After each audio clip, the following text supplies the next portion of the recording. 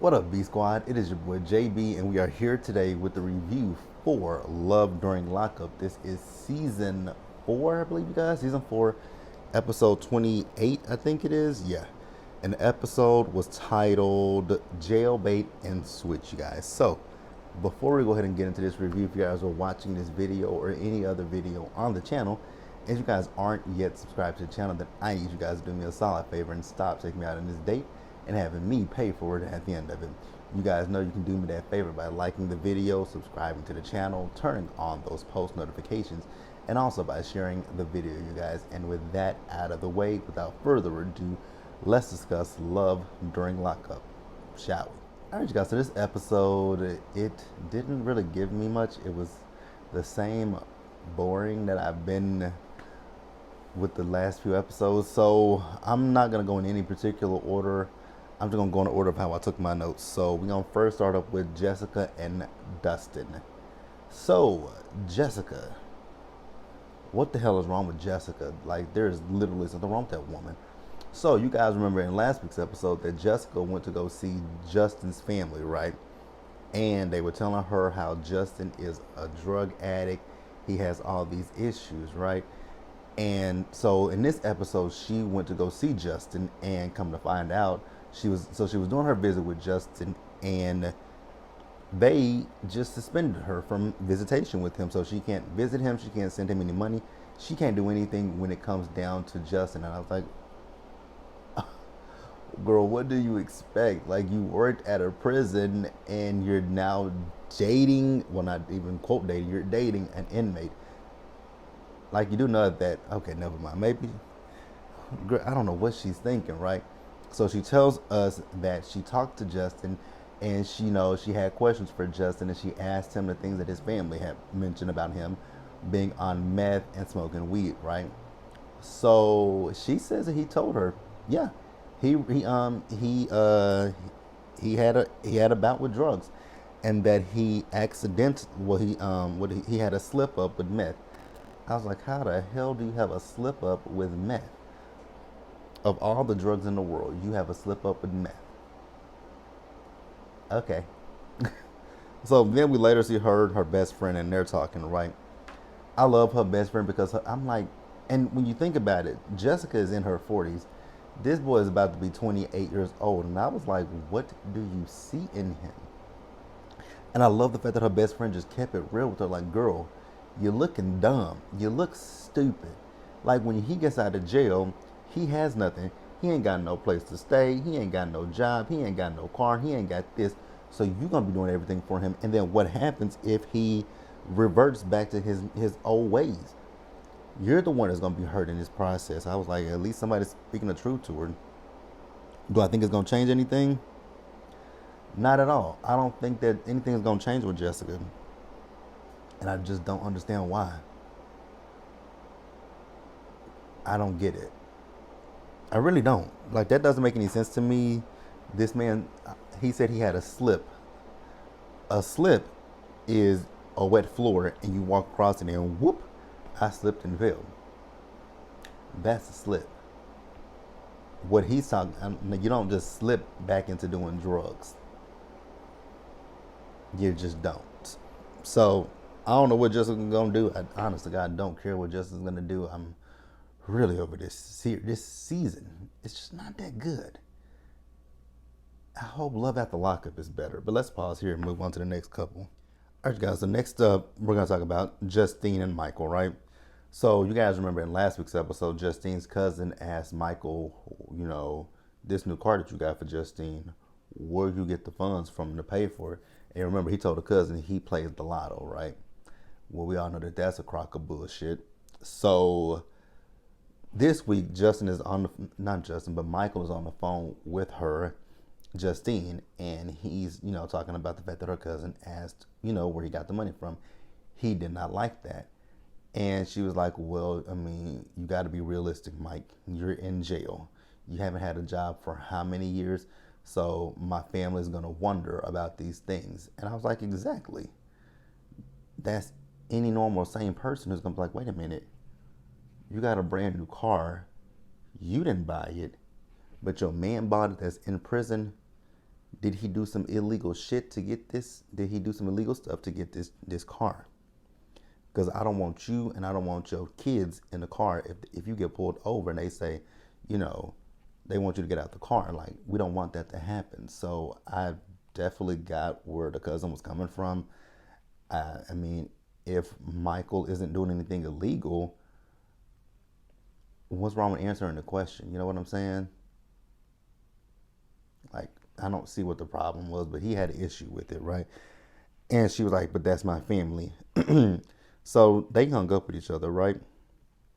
So then at the end of the episode, we find out that Michael has a sneaker company.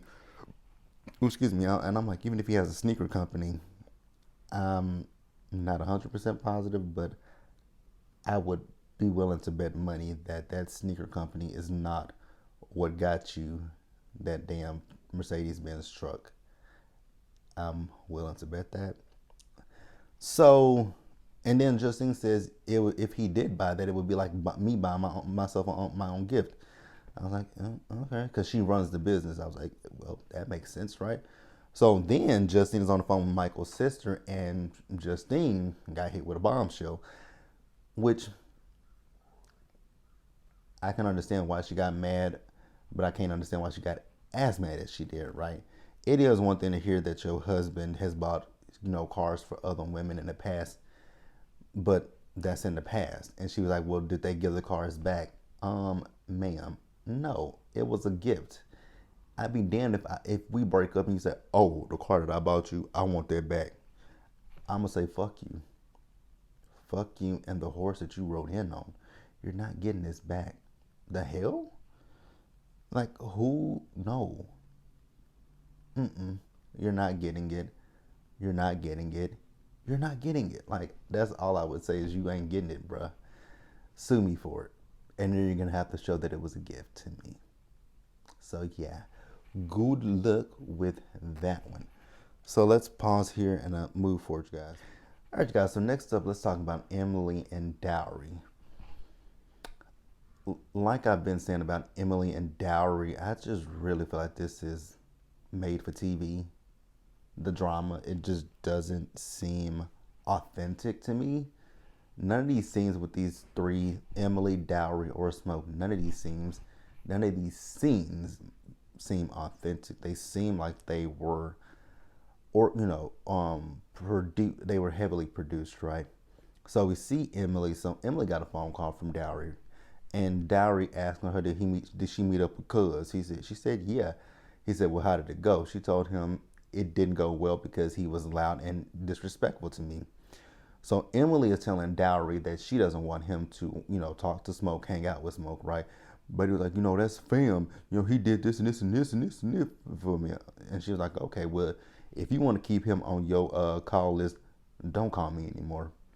So he hung up the phone, and this is where I say the scene just seemed very manufactured, because we see Smoke. Smoke is at the park and he's, quote, working out, right? And then the phone rings and he answers it. I'm like, really? Y'all can come up with a better scene? I would have believed it more if he was at home, but he's at the park working out. Okay. So Dowry is talking to Smoke about Emily, and Smoke is like, well, I wasn't disrespectful to her. I was like, you were hella disrespectful to that girl.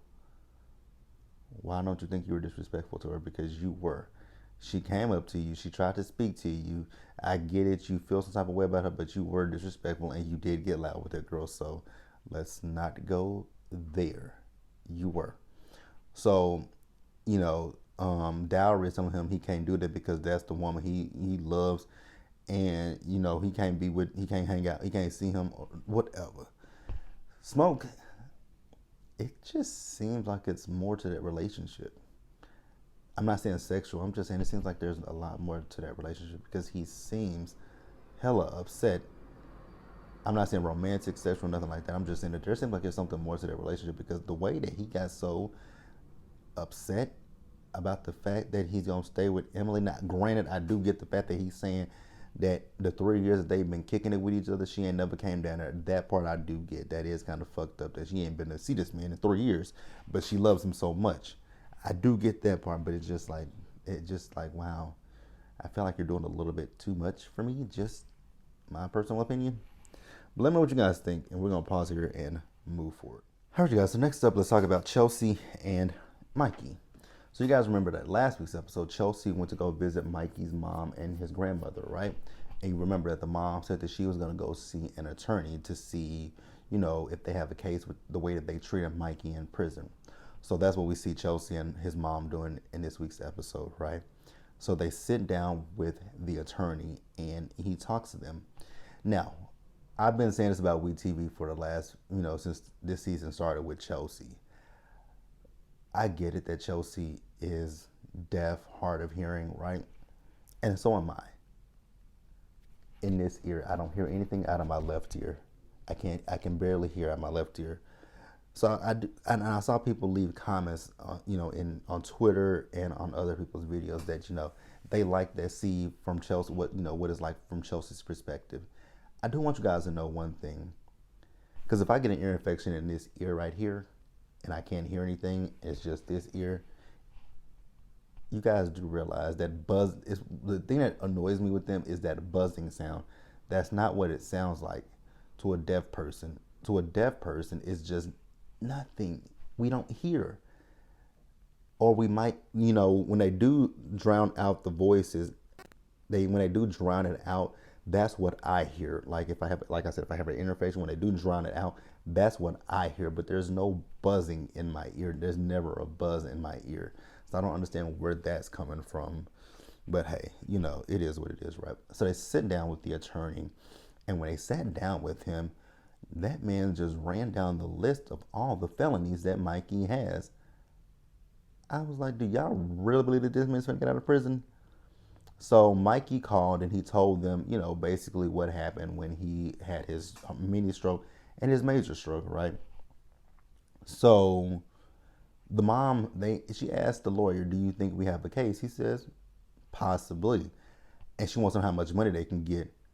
The lawyer told us to the camera, they might, if they get anything, they have a 10% chance of getting money, right? So then she asked him how much will all these legal fees be. He said $1,500. I was like, Chelsea, girl, don't you be stupid enough to get this woman $1,500. Tell her that is her son. And then Chelsea was like, with his health conditions, is it a possibility they can get out of jail early? Girl, with them goddamn felonies he got, I don't think so. But the lawyer said potentially. Shall I doubt it? I doubt it. Like the only way, typically, because like I told you guys previously, my uncle was released from prison early because he was serving a life sentence in prison. He was serving a life sentence. The only reason he got out is because he got sick and he was damn near about to die. That is the only reason. That is really gonna be the only way they're gonna let you out, if they know you about to expire within a year or two, maybe. Because I think my uncle got out in 2008. Nope. Yeah. He got in early 08 and he died in October of 08. So he wasn't out of prison for that long. So yeah, they're not going to let you go just because you had a stroke or a heart attack. It's got to be something that they know. And sometimes people end up, expiring in prison. That's probably when it comes to old age. But if you have they're not letting that man go. Good luck with that, Chelsea. So then we see Chelsea. She's talking to her friend, right? And she's telling her friend the conversation about what happened with the lawyer, about all the felonies. This man didn't tell you about that, and you still want to be with him. And she even wants to go and see him. I'm like, oh God, Chelsea. I feel for Chelsea. I feel for her. Well, let's pause here and move forward, you guys. God, dog, why did I leave him for next? Shouldn't have went in order. All right, you guys. Next up, let's talk about Mark. I'm not even finna talk about Mark that long, cause it wasn't. This scene with Mark. Can y'all please never bring Mark back ever again? Mark is just a weirdo. I just don't get him. I'm just not feeling Mark. You know what I'm saying? Mark is not for me. So Mark has his mom over to his house. It's his birthday, and he has Sensoray call him because he wants her to meet his mother. I was like, huh? I was so happy when Sensoray basically read into him, and he was like, she's doing this in front of my mom because she has an audience and she's trying to embarrass me. You're not embarrassed by this shit being on camera? That's what should be embarrassing, sir, is the fact that you went on national television with this dumbass story. But okay. No, what's embarrassing is that she's calling you out in front of your mom on your crap. We TV, don't bring him back. That is all I got for Mark. Let's pause here and wrap up this damn episode. All right, guys, so next up, let's wrap up with Ty and Hottie. Ty is just way too old for the shit that she does. I just don't get Ty. Like, Ty makes absolutely no sense whatsoever to me. Ty is 39 years old, and she's doing all this stuff with Boston and with Hottie.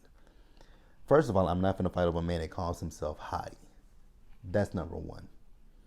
Number two, you too damn old for the theatrics. Number three, I feel like you're putting on. I feel like you're putting on. And number four, girl, you got a whole Ouija board full of niggas. Take a pick from one of them. I'm still not understanding the fascination with Ty and Mark. Y'all both keep going after prisoners. Y'all must be, it's something that y'all missing in y'all lives. I don't know what it is, but I don't really care, right? So Ty is talking about the fact she is in her bed. She's waiting for Heidi to call her. So Heidi calls her and she's like, he's like, what you doing? She's like, I'm in bed. And she's like, oh, I'm so horny. She's like, what you gonna do to me? So he tells her what he wants to do to her, right? And she says, oh, is that what you gonna do to Boston too? And he was like, what are you talking about? So they get into a whole argument with each other, right? Why did Ty destroy her own home? I was so confused. I mean, she just knocking shit over, knocking this over. I was like, girl, this is your house, not his. You got to clean it up, not him. He can't see what you're doing. You can. What was the purpose? I don't get Ty. You know, last season I liked Ty because I thought she was an interesting person, right? And she still is an interesting person. But I think going into this season, second half, you know, their second season, which I don't know why they don't just call this season 2 instead of season 4. Well, I know why they do it. They don't want to pay these people that much money. But going into her second season with this show, I know she probably was like, you know, the fans loved me last season, so I got to ramp it up. But we can see through things. Like, we can literally see when you guys are putting on a show for us, and we don't like that. Like, this with Ty is very, very fake and not real. But I want you guys to drop down in the comments section, and please let me know what you guys thought about this episode. Like the video, subscribe to the channel, turn on your post notifications, share the video, you guys. And until the next time, stay safe out there. Take care of yourselves. Wash your hands, wear a mask, be blessed, and I will see you guys later.